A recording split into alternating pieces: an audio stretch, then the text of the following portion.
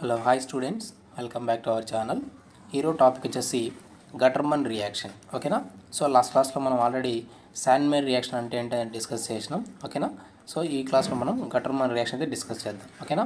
So ఈ గటర్మన్ reaction మీరు చూసే ముందు దీనికి ముందు చెప్పినటువంటి శాండ్మేర్ రియాక్షన్ అయితే అబ్జర్వ్ చేయండి, ఎందుకంటే దాని కంటిన్యూషన్ ఇది మనకు గటర్మన్ రియాక్షన్ అనమాట. ఓకేనా.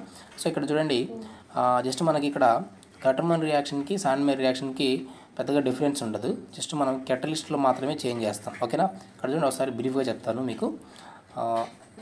ఇక్కడ శాండ్మేర్ రియాక్షన్లో మనము benzene diazonium సాల్ట్స్కి CuCl2 are Cu2Br2 అంటే క్యూప్రస్ క్లోరైడ్ని అలాగే క్యూప్రస్ బ్రోమైడ్ని యూజ్ చేస్తాం. ఎక్కడ అంటే శాండ్మేర్ రియాక్షన్లో, గుర్తుపెట్టుకోవాలి. ఓకేనా.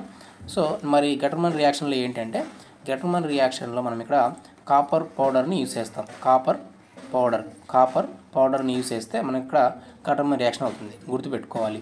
శాండ్మేర్ రియాక్షన్లోనేమో cuprous chloride or cuprous bromide use చేస్తాం.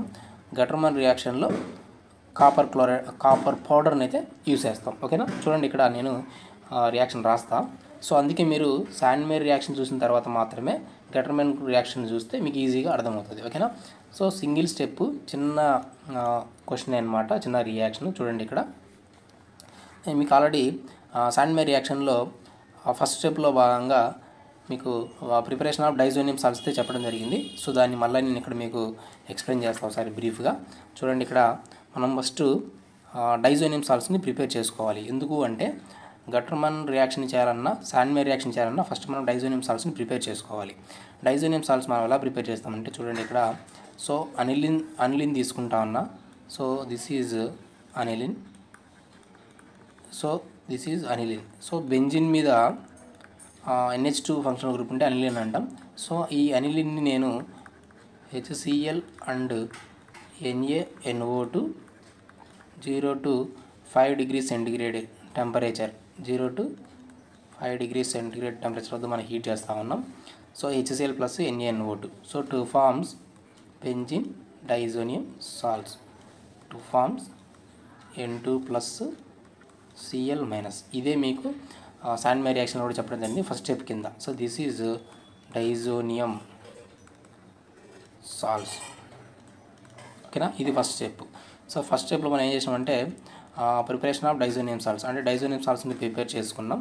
సో ఈ డైజోనియం సాల్ట్స్ నుంచి మనం నెక్స్ట్ రియాక్షన్ చేయాల్సి అయితే ఉంటుంది. సెకండ్ స్టెప్ తీసుకుంటే ఈ డైజోనియం సాల్ట్స్ని, సో ఇదంతా కూడా మీకు శాండ్మేర్ రియాక్షన్లో చెప్పాను, ఒకసారి అది చూస్తే మీకు ఈజీగా అర్థమవుతుంది. మీకు డిస్క్రిప్షన్లో కూడా లింక్ అయితే ఇవ్వడం జరుగుతుంది. ఓకేనా. This is diazonium salts. ఈ డైజోనియం సాల్ట్స్ని నేను 2 రియాక్షన్స్గా రాస్తా ఉన్నా. ఓకేనా. సో ఇక్కడ కాపర్ పౌడర్, ఇక్కడ చూడండి, మీకు కాపర్ పౌడర్ బిట్వీన్, చూడండి ఇక్కడ. But the only difference between both of them is that here we use copper powder in the presence of HCl or HBr, and in శాండ్మేర్ reaction we use CuCl2 or Cu2Br2 catalyst. ఓకేనా. So ఈ benzene diazonium chloride ఉంది కదా, benzene diazonium salts ఉన్నాయి కదా, ఈ benzene diazonium సాల్ట్స్కి వీటిని use చేస్తే, ఓకేనా, అంటే Cu2Cl2 or Cu2Br2 యూజ్ చేస్తే మనకి శాండ్మేర్ రియాక్షన్ వస్తుంది. ఈ రెండు యూజ్ చేయకుండా కాపర్ పౌడర్ని యూజ్ చేస్తే గటర్మన్ రియాక్షన్ వస్తుంది. ఓకేనా. అదే ఇక్కడ రాస్తాను నేను. ఇక్కడ చూడండి, ఇక్కడ కెటలిస్ట్లో దీన్ని కాపర్ పౌడర్ HClతో ఒక రియాక్షన్ చేద్దాం. సో కాపర్ పౌడర్ HBrతో ఒక రియాక్షన్ హీట్ చేయాలి. ఓకేనా. In the presence on heating. ఓకేనా. సో 2 forms ప్రొడక్ట్స్ అనేవి రెండింటికి కామన్. ఇక్కడ మనం HCl యూజ్ చేసాం కాబట్టి క్లోరోబెంజిన్ వస్తుంది. ఇక్కడ HBr యూజ్ చేసాం కాబట్టి సో బ్రోమోబెంజిన్ వస్తుంది, bromobenzene. So this is chlorobenzene, this is బ్రోమోబెంజిన్.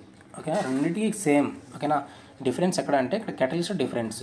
అదే ఇక్కడ మనం శాండ్మేర్ రియాక్షన్ అయితే Cu2Cl2ని ఇక్కడ యూజ్ చేస్తాం, Cu2Br2ని ఇక్కడ యూజ్ చేస్తాం. అప్పుడు కూడా మనకు సేమ్ క్లోరోబెంజిన్ వస్తుంది, బ్రోమోబెంజిన్ వస్తుంది. ఓకేనా. సో ఇది మనకి గటర్మన్ రియాక్షన్. శాండ్మేర్ రియాక్షన్, గటర్మన్ రియాక్షన్ రెండు కూడా మనకి ఈక్వల్గా ఉంటాయి. ఫస్ట్ స్టెప్ అలాగే ఉంటుంది. సెకండ్ స్టెప్ కూడా సేమ్, బట్ ఇక్కడ కెటలిస్ట్ మాత్రం మనం చేంజ్ చేస్తూ ఉంటుంది. ఓకేనా, ఎగ్జామ్ పాయింట్ ఆఫ్ వ్యూలో చాలా చాలా ఇంపార్టెంట్. ఇలాంటి అప్డేట్స్ కోసం ఛానల్ని సబ్స్క్రైబ్ చేయండి. Thank you for watching.